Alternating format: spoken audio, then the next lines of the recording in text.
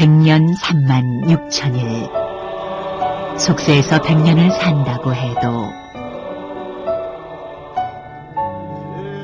불급승가 반이란 절에서 한나절 한가하게 산 것에 미치지 못한다는 이야기다. 산사하루엔 어떤 신비함이 자리하고 있길래 속세의 100년보다 낫다는 이야기가 생기게 된 것일까? 적막하게만 보이는 산사지만 그곳에는 깨달음을 향해 수행정진하는 스님들의 치열한 일상이 있다.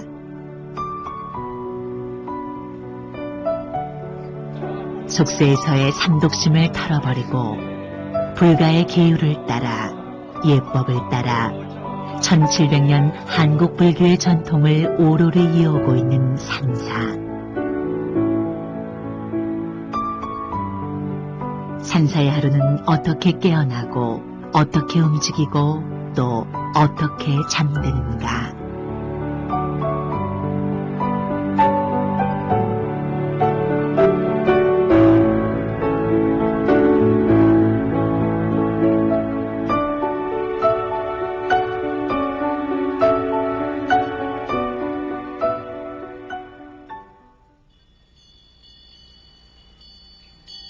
새벽 3시, 지륵 같은 어둠을 뚫고 멀리서 나지막한 목탁 소리가 들린다.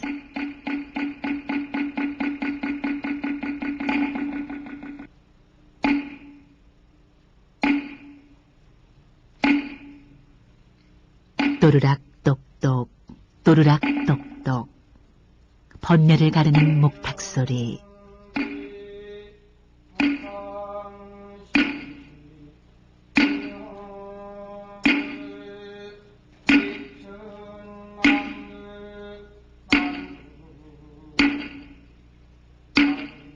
고요한 산사의 정막을 깨우는 목탁 소리에 따라 인간계의 무명을 밝히듯 승방의 등불이 밝혀진다.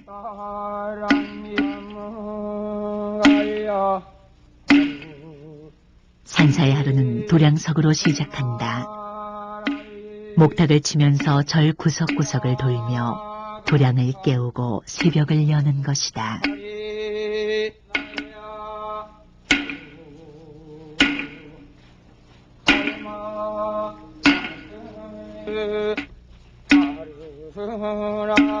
자리에서 일어난 스님들은 아무 말도 없이 자리를 개고 개울에서 소리 없이 씻고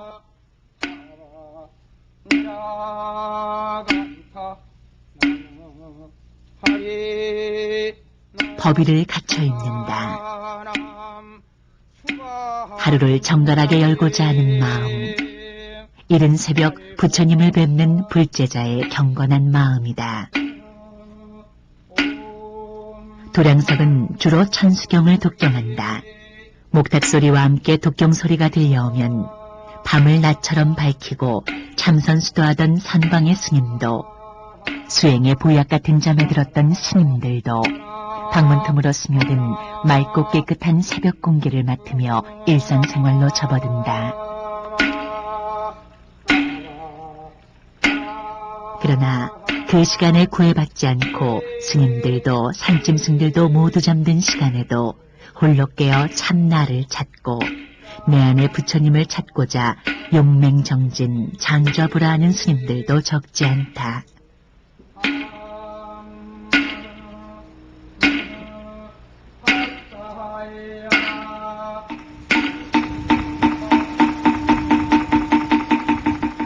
산사의 하루는 이렇듯 내 안의 무명을 깨우는 목탁과 연불소리로 시작된다.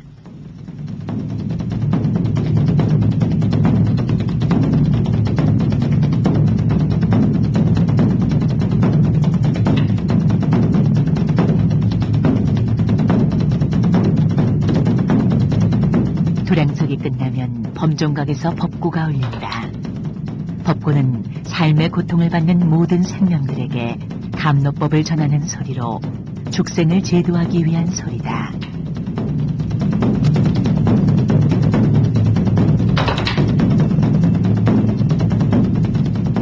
산사 각 방에 불이 켜지고 가사장삼을 수한 스님들이 소리 없이 줄지어 대웅전으로 향할 때면 범종각의 종이 울린다.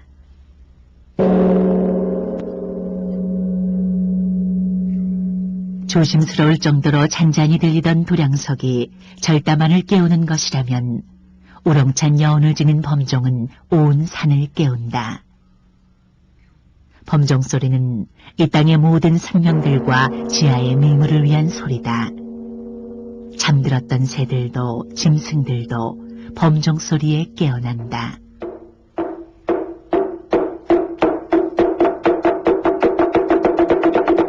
물고기 모양을 한 모건은 물에 사는 물짐승을 위해 울리는 진리의 소리다.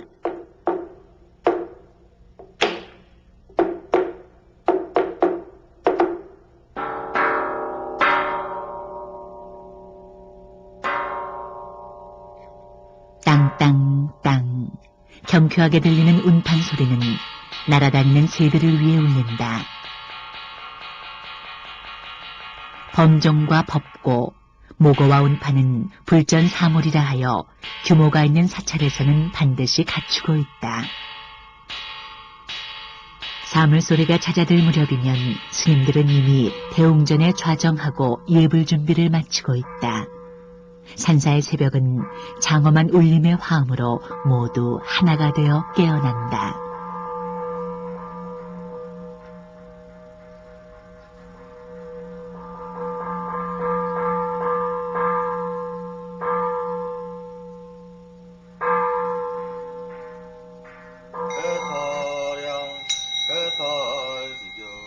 불교 수행자의 하루 일과는 부처님께 드리는 새벽 예불로부터 시작된다. 넓은 의미에서 산사의 하루 24시간은 온전히 부처님께 예배하는 생활이다.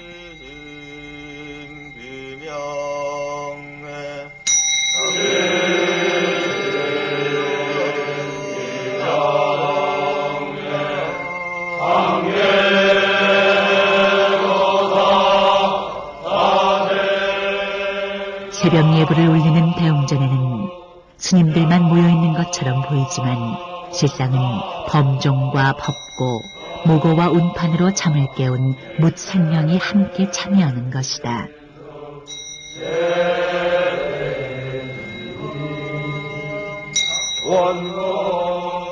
경세 소리에 맞춰 스님이 예불문을 소리내어 선창하면 법당 안에 모인 대중의 합송이 장엄하게 이어진다.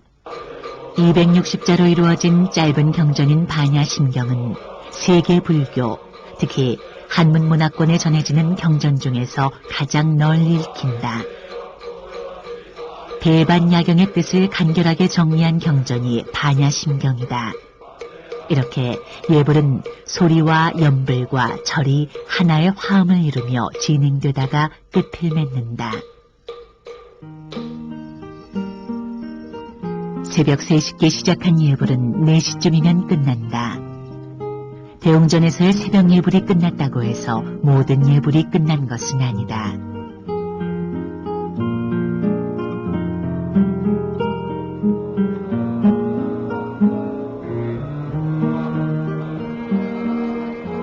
예불이 끝나면 아침 공양까지는 각자의 정진 시간이다.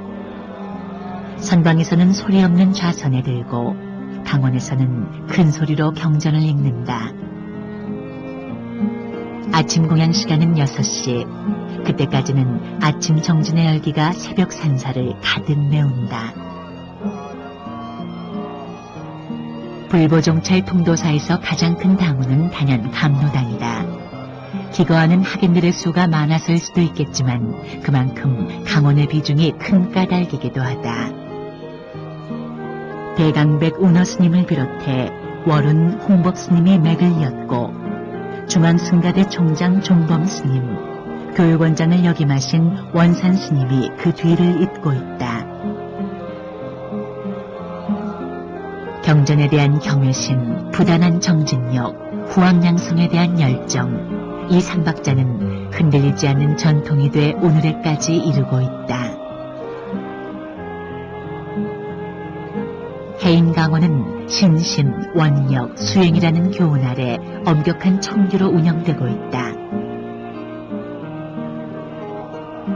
해방 후 운어 스님이 초대 강주로 역임하면서 강원에 기틀을 마련했고 현 조계종 총무원장이신 지관 스님이 해인사 강원으로 명칭을 바꿔 전통과 현대가 조화된 강원의 기반을 세웠다.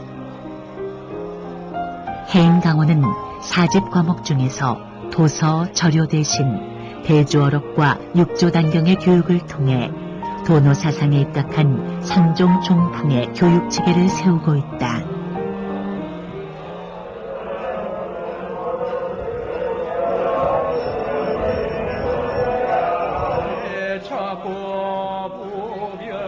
송광사 강원은 모국아풍이라는 교훈 아래 진월스님의 도노점수 사상인 계정해 사막을 균등히 닦고 있다. 송광사 강원은 운성 대강백의 강맥을 이은 현 범호사 강사이신 백운 스님과 율사이신 해인사 종진 스님, 송광사 강사였던 지운, 현진 스님이 그 강맥을 이어가고 있다.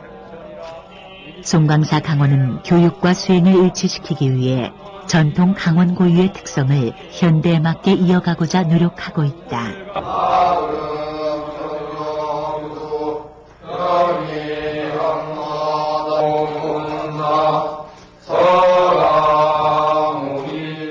아침 공양을 준비해야 하는 스님들은 공양간으로 향하지만 대웅전에서는 연불기도가 계속된다. 산사의 각 전각인 응진전, 지장전, 관음전, 조사전, 산신각 등 각 전각에서도 아침 예불이 올려진다. 각 단의 아침 예불은 담당 스님이 각각 행한다.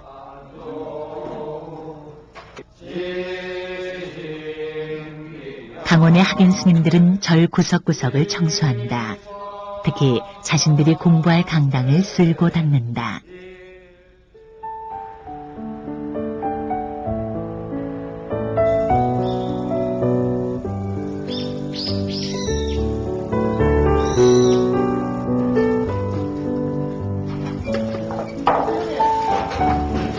예불을 마치고 난 뒤 가장 분주한 곳은 뭐니뭐니 해도 후원의 공양간이다.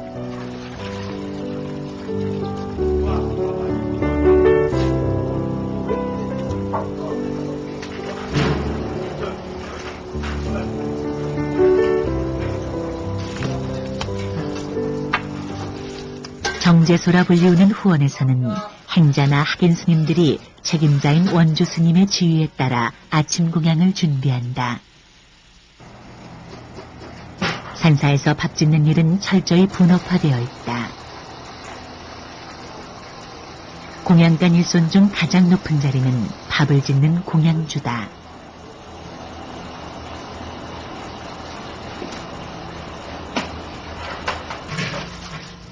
국을 끓이는 갱도, 반찬을 만드는 채공, 상을 보는 간상처럼 각각의 이름이 따로 있다. 절집이나 세간의 가정이나 반찬의 기본은 김치다.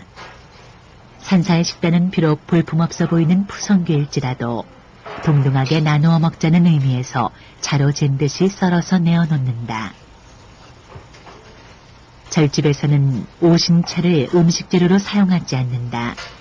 오신채는 마늘과 파, 부추, 달래, 큰 거의 5가지 채소로 대부분 자극이 강하고 냄새가 많은 것이 특징이다. 스님들이 지켜야 할 계율을 담은 율장에 따르면 수행자가 이러한 음식을 먹으면 수행에 방해가 된다고 하여 금하고 있다. 스님들에게 음식은 수행에 도움을 주는 약으로 여길 뿐 혀끝의 맛을 생각하진 않는다. 밥 짓고 국 끓이는 일은 자신을 낮춤이 근본이다. 대중을 위해 밥을 짓고 반찬을 만들고 먹고 난 그릇을 설거지하다 보면 매일처럼 반복되는 고된 일이기에 게을러질 만도 하건만 흐트러짐 없이 1000년을 넘게 이어오고 있다. 마실 물까지도 한결같은 온도를 유지하기 위해 애쓴다.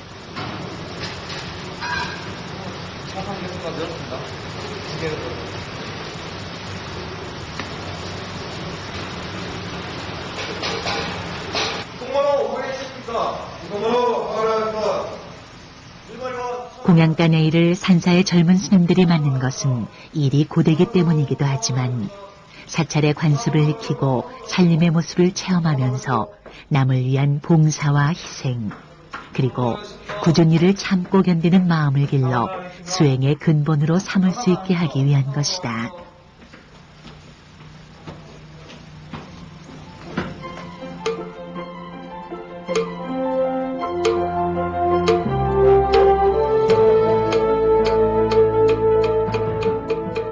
부처님 가르침을 담은 경전인 아함경에는 적게 먹으면 병이 적다고 했다. 정갈하고 소박한 산사의 살림을 위해서이기도 하지만 약으로 먹는 밥은 수행의 밑거름일 뿐 먹는 기쁨을 위한 것이 아니기 때문이다. 그러나 아침을 먹는 시간만큼은 엄격하게 지켜진다. 공양을 하는 큰 방에는 조실 스님부터 예비 승려인 3위에 이르기까지 절집의 위계대로 바루를 앞에 놓고 정주한다.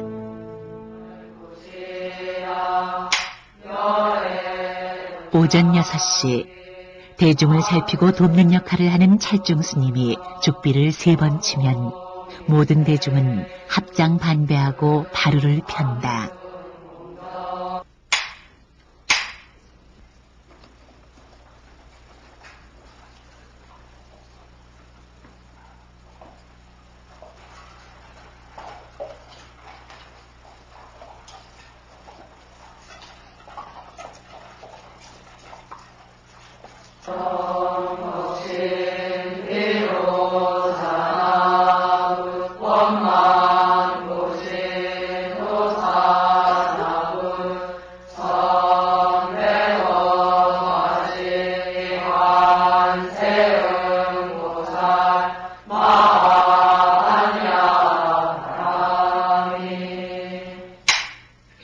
다시 죽비가 한 번 울리면 밥과 반찬을 나누는 징지가 시작된다. 먼저 천순물을 제일 큰 바루인 어시바루에 담는다. 바루를 흔드는 것은 그만됐다는 무언의 신호다. 그 물을 조심스럽게 국바루와 반찬바루를 헹구듯이 거치고 천수바루로 옮긴다. 모든 음식은 자신이 먹을 만큼만 담는다. 국을 조심스레 국바루에 덜고 반찬도 담는 동안 밥통이 한 차례 더 오게 된다.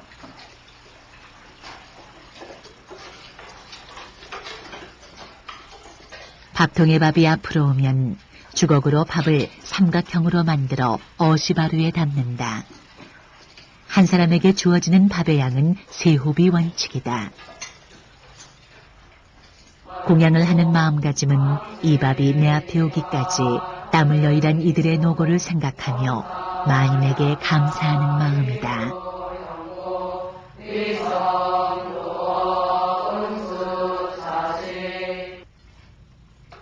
바루의 수저집에는 잣숟가락 크기의 작은 숟가락이 하나 더 들어있다.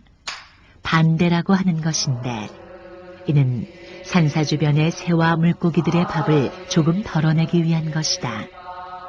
모든 생명을 내 몸처럼 사랑하라는 불가의 가르침이 담겨있는 작은 마음씀이다.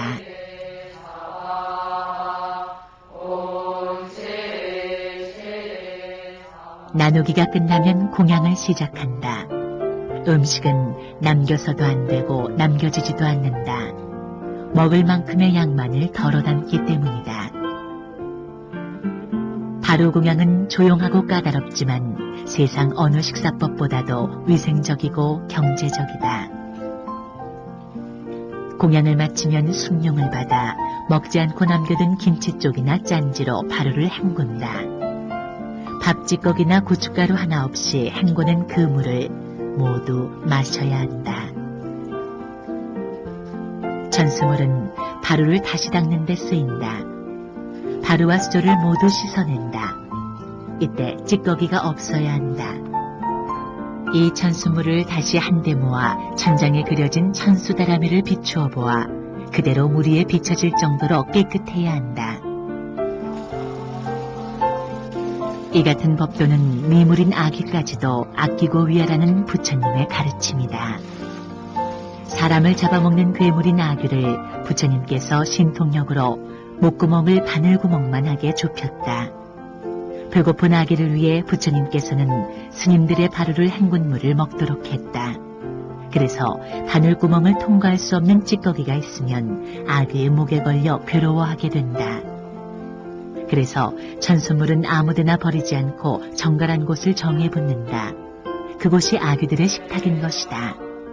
이처럼 산사의 식사는 산짐승과 미물들, 하다못해 지옥의 아귀까지도 배려하는 마음이 담긴 수행의 일부인 것이다.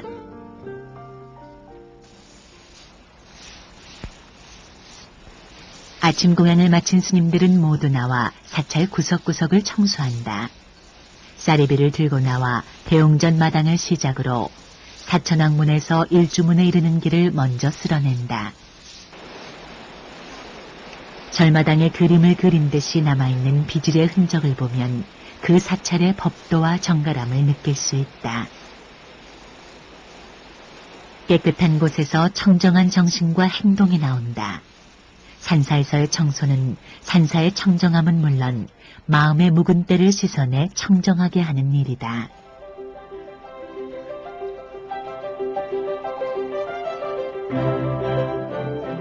울력은 구름같이 많은 사람들이 모여 힘쓴다는 뜻인데 산사에서는 스님들이 모두 힘을 모아 공동의 노동을 하는 것을 울력이라고 한다.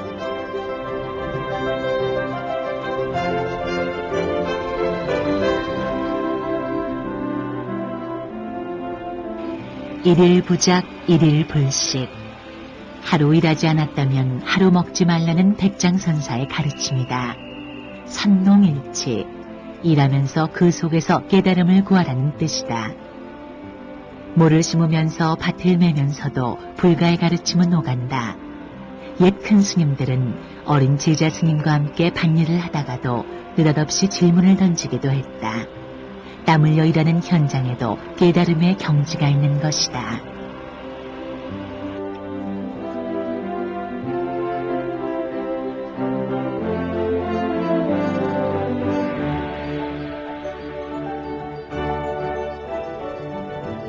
울력을 마친 스님들은 강원으로, 선원으로, 종무소로 각자의 역할로 돌아간다.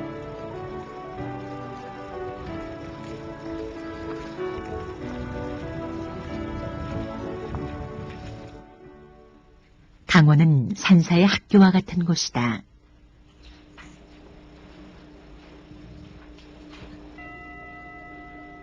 강원의 오전 일과는 청소를 마치고 상강예로부터 시작된다.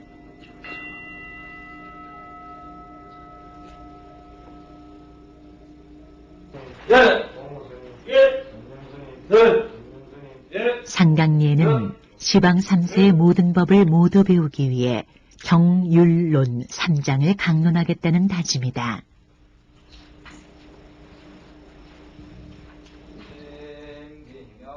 스님들은 강원에서 절집의 법도와 생활법을 익히고 부처님의 가르침이 담긴 경전을 공부한다.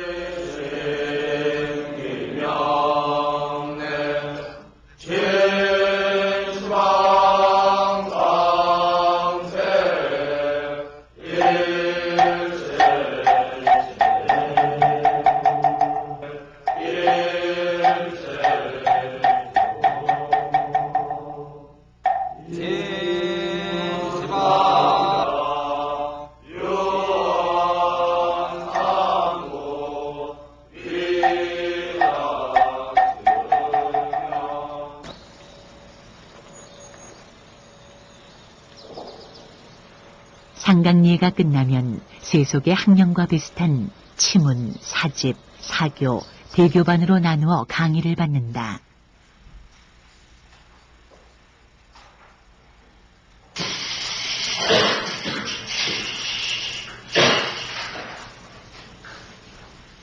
고학년인 사교반과 대교반은 산통을 흔들어 중강을 뽑아 자율적으로 강의하고 그 강의를 듣는다.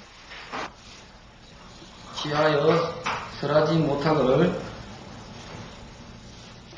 강사 스님은 이 과정을 지켜보다가 틀린 부분을 지적해주고 논쟁을 정리해준다. 사실은 자유, 포모, 저학년에 해당하는 치문반, 사집반은 강사인 중강스님으로부터 정해진 교재에 따라 강의를 듣는다. 아기를 빼고 10달이 돼가는데 그 고통을 부처님이 설명합니다.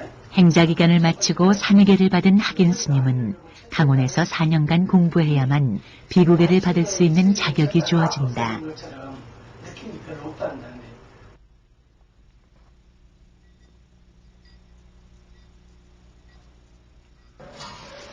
부처님께 올리는 공양을 마지라고 하는데 마지 공양은 사시 공양을 부처님 전에 올리는 것이다.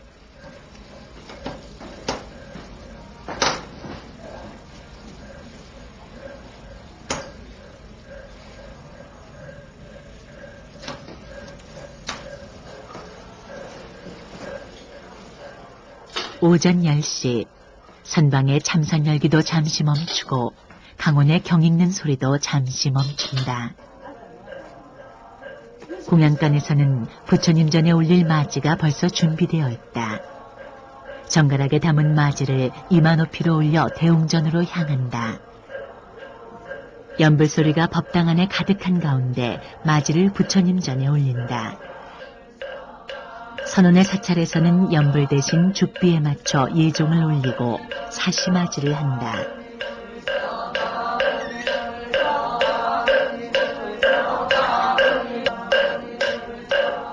마지 공양은 부처님 제세 당시 오후에는 일체 먹을 것을 입에 대지 않는 오후불식의 불가의 전통을 따르는 것이다. 마지 공양, 점심 공양은 그날 먹는 일의 마감이라는 뜻도 포함하고 있다. 따라서 가사장삼을 잘 갖추어 입고 올린다.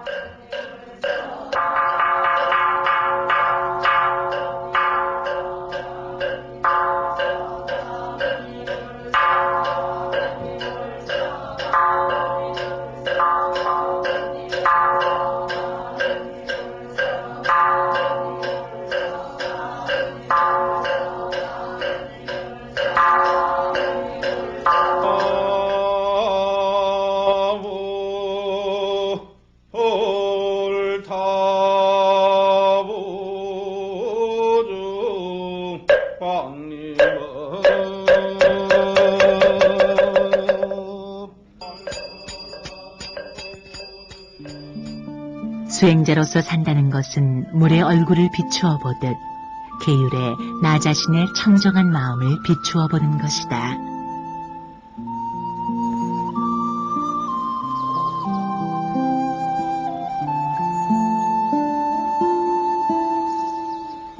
선원은 스님들의 참선수행 전문 도량이다.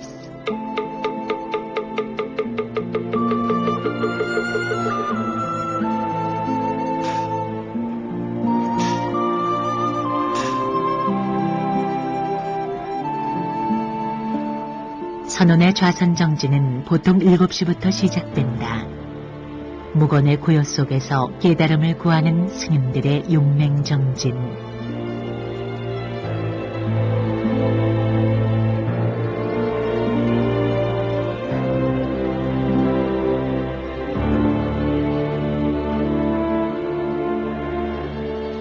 오전 수행은 3시간 정도. 참선 수행하는 3시간은 말없이 좌선만 하는 침묵의 시간이다.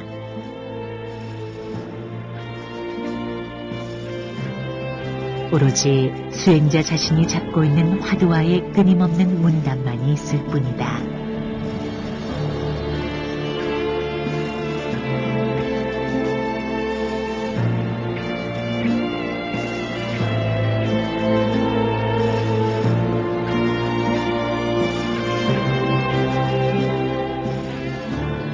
선원에서는 말을 극도로 삼가고 글 쓰는 일도 책을 보는 일도 모두 금지된다.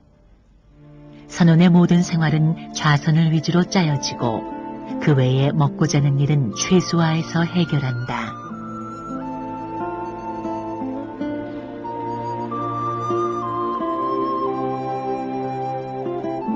(50분) 좌선, 10분 휴식.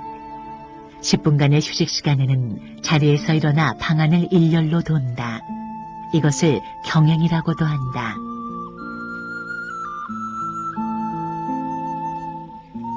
수말하고 일컬어질 정도로 수행에 방해가 되는 졸음을 쫓고 오래 앉아 있어서 생기는 근육과 혈관의 통증을 해소하기 위한 것이다.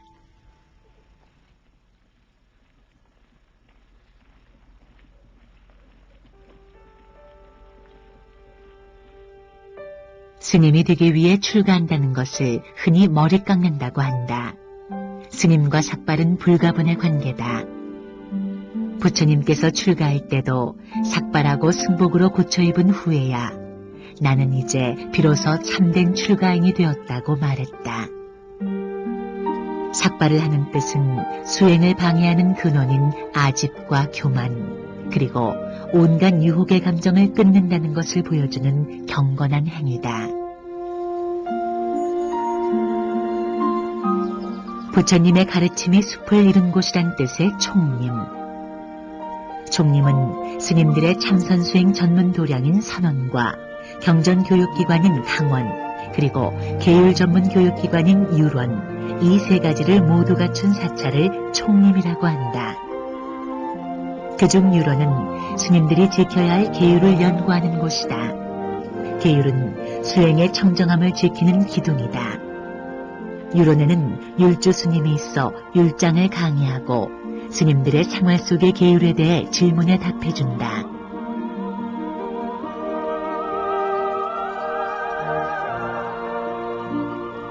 한국불교의 율원은 해인총림 해인사, 조계총림 송광사, 영축총림 통도사 등 총림에 설치되어 있는 율원과 파계사 영산율원이 있다.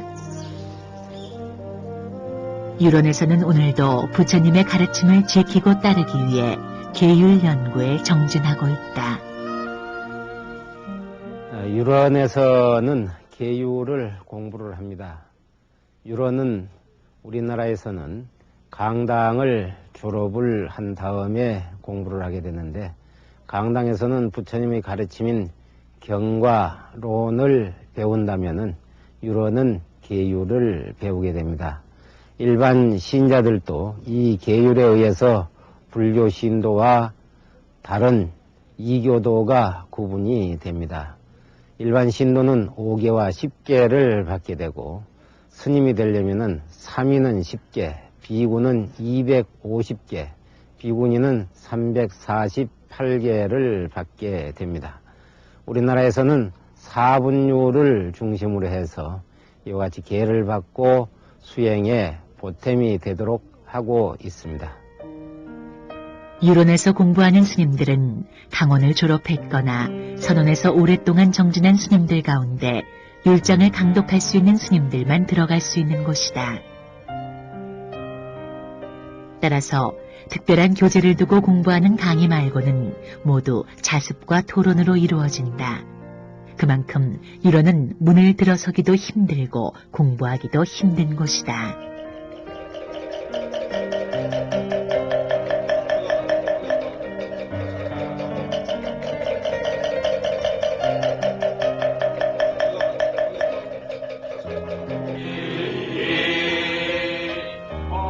스님이 된다는 것은 세속의 모든 것을 버리고 철저한 구도자의 길로 접어든다는 의미다. 시계에 이렇게 툭 치면 아까는 툭처럼 푹 쳤는데 종은 살살살살 올라간다.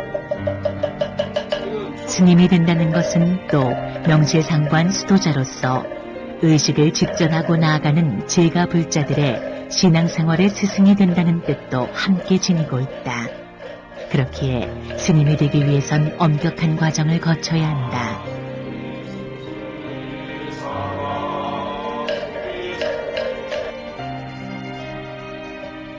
출가를 결심하고 예비 승인 3위, 3인이의 계를 받을 때까지를 행자라고 하는데, 이 기간이 바로 스님이 되는 입문 과정이다. 1년 가까이 행자로서 절담 안에서 살아가면서 출가의 결심을 점검하고 수행자로서의 자질을 기르는 기간인 것이다. 일정 기간 행자 생활을 마치면 종단이 마련하는 최종 단계인 행자교육원에 입교한다. 단일계단인 수개 산림에 모여 최종 교육을 받고 엄격한 심사를 거쳐 예비 승려인 3위, 3인이의 계를 받는다.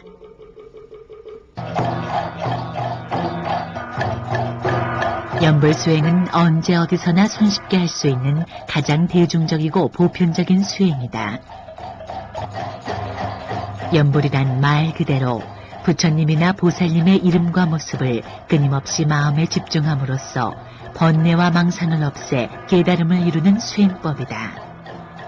평소 연불을 꾸준히 하면 저절로 마음이 안정되고 환희심이 생긴다.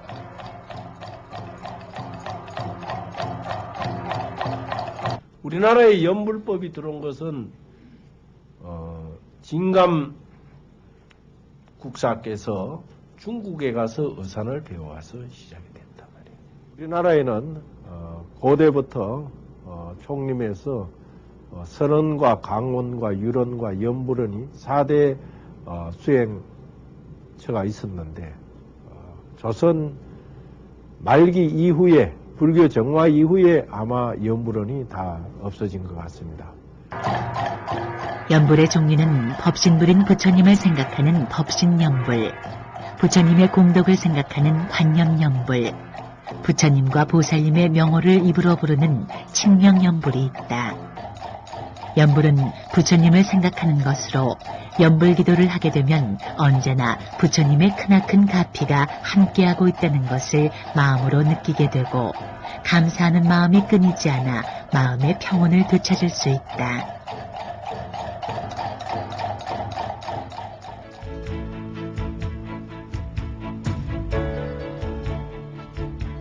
중앙승가대학교는 대한불교 조계종이 설립한 현대적 승려 교육기관이다.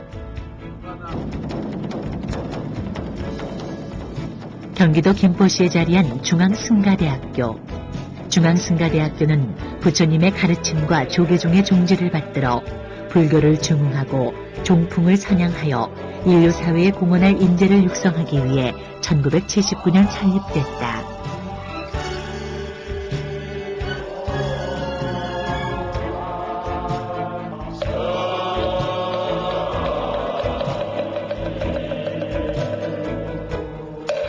반야라고 있죠? 그 중간, 반야 중간사. 그 석가모니 부처님 일대기에도 되게 잘 알아야 되잖아. 현재는 경기도 김포학사에서 불교학과, 역경학과, 포교사회학과, 불교사회학과 4개 학과에서 300여 명의 학인 스님들이 공부에 열중하고 있다. 중앙승가대학교는 승가 전통교육과 더불어 한국불교의 세계화를 이끌 유능한 인재 양성을 위해 영어, 일어 등 외국어는 물론 컴퓨터 등 현대사회 속에서 불교가 수행해야 할 역할을 다하기 위한 교육을 진행하고 있다.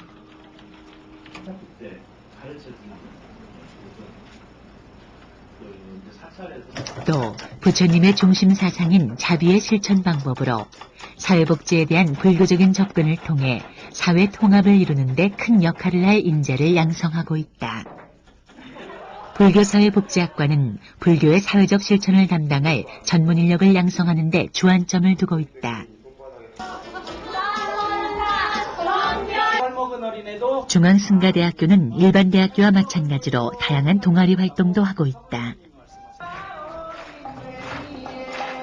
그러나 이는 단순한 취미나 재미를 위한 것이 아닌 수행과 포교를 위한 방편으로 활용하기 위한 배움의 활동이다.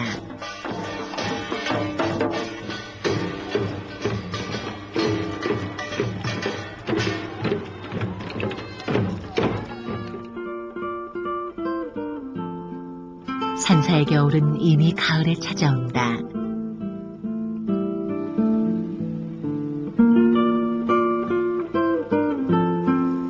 사찰에서의 생활은 대중생활이니만큼 겨울 준비에 누구 하나 게으름을 피울 수 없다. 가장 중요한 것은 먹을거리. 수행의 밑거름이 될 먹을거리를 준비하는 일은 산사의 겨울 채비의 핵심이다. 사찰에서 매주는 강초와 같다. 국이나 찌개는 물론 대부분 음식에 장을 사용한다.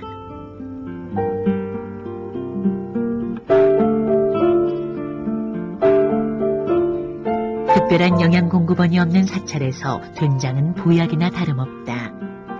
목침만한 메주를 만들어 주녀 밑에 주렁주렁 달아놓는다. 간장을 달이고 된장을 빚는 일은 해마다 반복되는 일이지만 어떤 절 살림보다 더욱 정성을 들인다.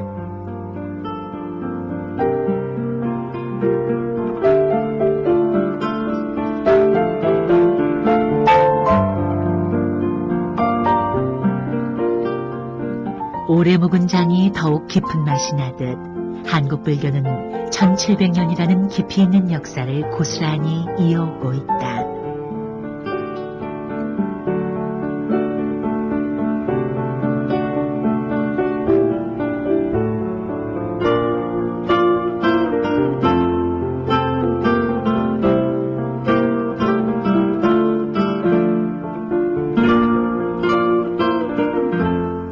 전방에 창호지를 바르는 일도 산사의 겨울채비 중 하나다. 서리가 내리고 찬바람이 방 안으로 스며들기 전에 하얀 창호지에 풀칠을 해 방문을 새롭게 한다.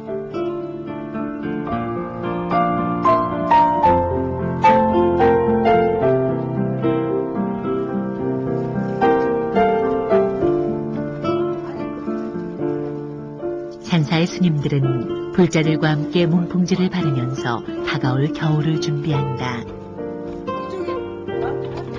참선수행의 모든 걸림돌을 부처님의 깨침을 본받아 막아내듯 겨울 선방에 스며들 바람을 막는 것이다.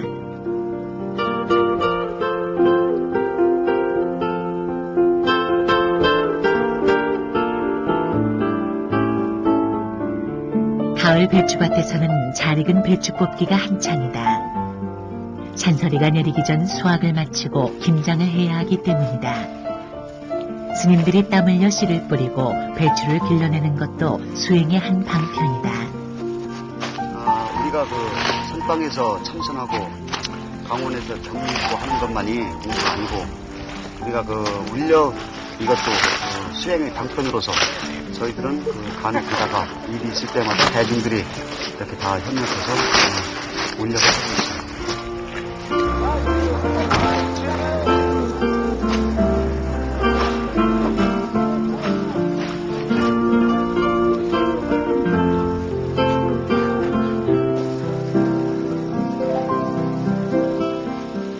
큰 사찰에서는 생활하는 대중 스님들이 많은 만큼 한 해 담그는 김장의 규모도 어마어마하다.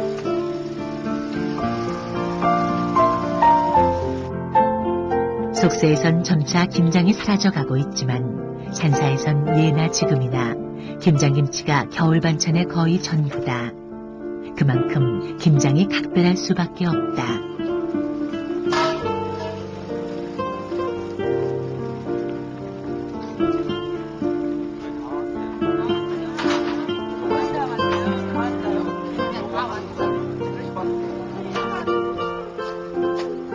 산사의 김장은 젓갈을 쓰지 않는 대신 무와 표고버섯, 다시마 삶은 물로 양념을 버무린다. 육식을 금하는 불가의 계율을 김장 담그기에도 실현한다는 뜻이다. 겨울이 오고 있는 산사. 그러나 스님들의 가슴엔 이미 훈풍이 불고 있다.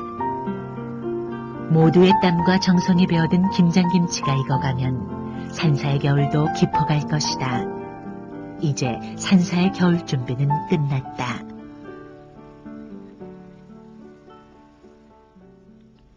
밤에 찾아든 해인사 원당암. 이곳에 자리한 달마선원은 제가불자들을 위한 참선 수행처다. 참선 수행이 스님의 전유물이라고 생각하는 시대는 지났다. 내 몸띠도 인정이 됐다 또 쓰죠. 그러니까 이것을 인정하는 사람이 주인이라 다른 사람이 주인이 아니에요.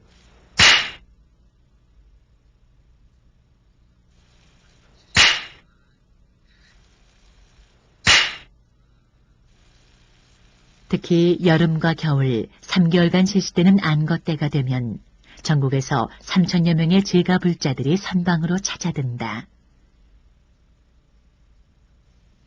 스님들이 안거를 맞아 참선정진하듯 제가불자들도 용맹정진의 대열에 참여하는 것이다.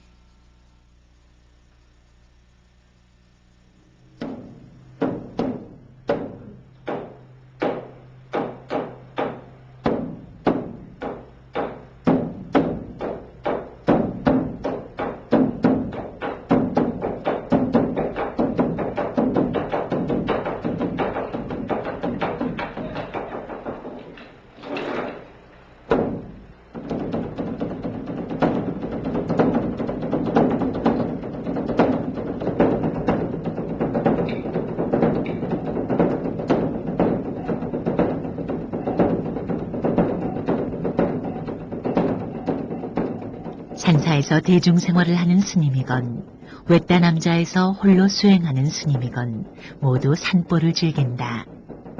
짬날 때마다 산사 뒤로 이어진 숲길을 걸으며 묻 생명을 만나 끊임없는 대화를 나눈다. 도반과 함께하는 모처럼의 산행은 더욱 좋다. 함께 걸으며 그동안 배우던 경론을 이야기하기도 하고 수행의 고단함을 서로 격려하기도 한다.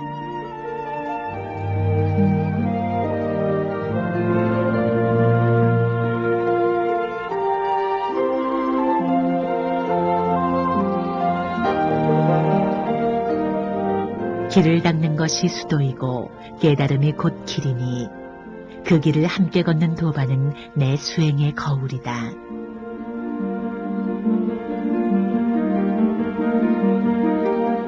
도반을 통해 나의 계행의 청정함과 수행의 치열함을 비추어 보는 것이다.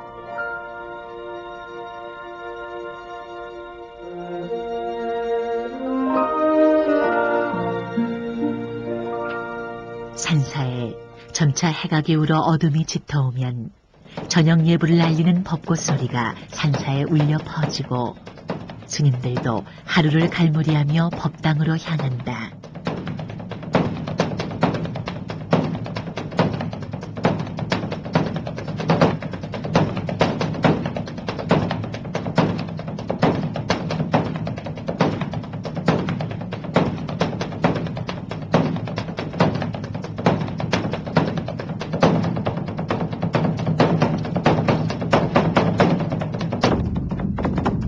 해기 오는 산사의 범종소리와 북소리는 새벽의 소리와는 또 다른 평온을 준다.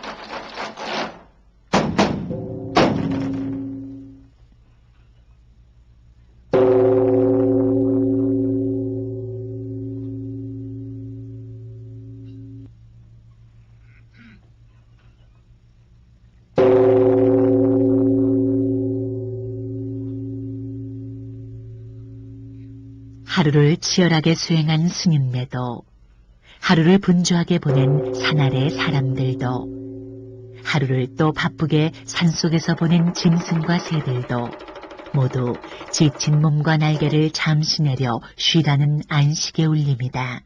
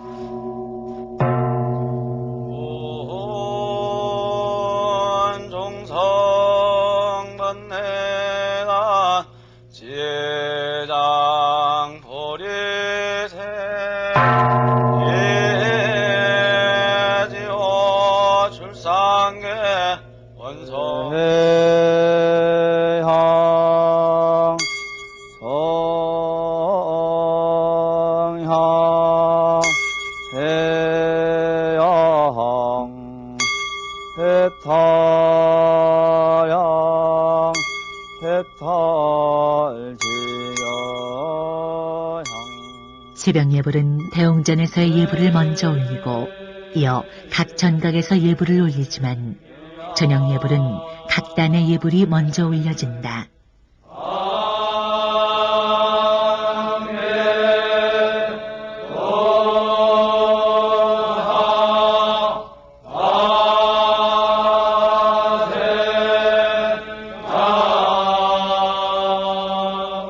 저녁 예불의 의식은 새벽의 그것과 다를 것이 없다. 그러나 저녁 예불에는 바로는 봉독하지 않아 더욱 간소하다.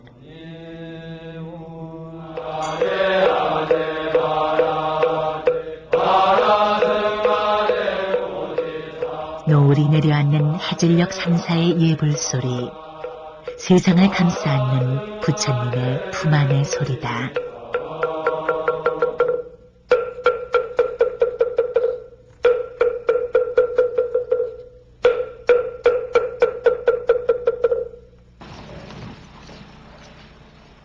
예불이 끝나면 스님들은 각자의 처소로 돌아가 정진한다.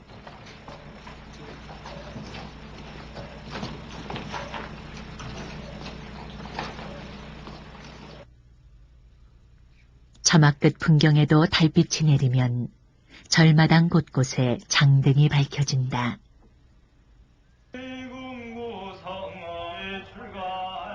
이제부터는 각자의 시간이다. 조용히 경을 읽거나 또다시 참선에 든다. 정각 9시 삼경의 종이 울릴 때까지 정진은 계속된다.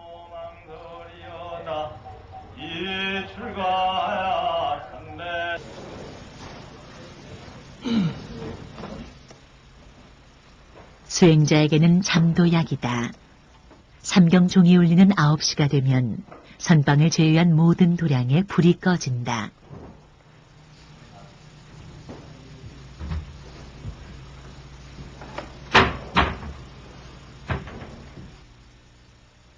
스님들은 그 전에 잠자리를 펴고 좌선을 하며 오늘의 수행과 공부를 되새기며 하루를 정리한다.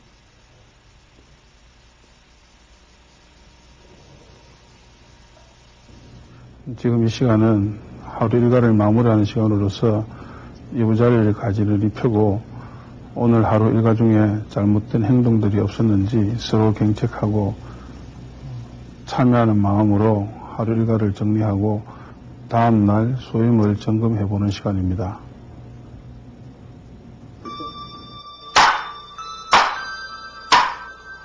족빗소리와 함께 깊은 산사의 하루도 저문다.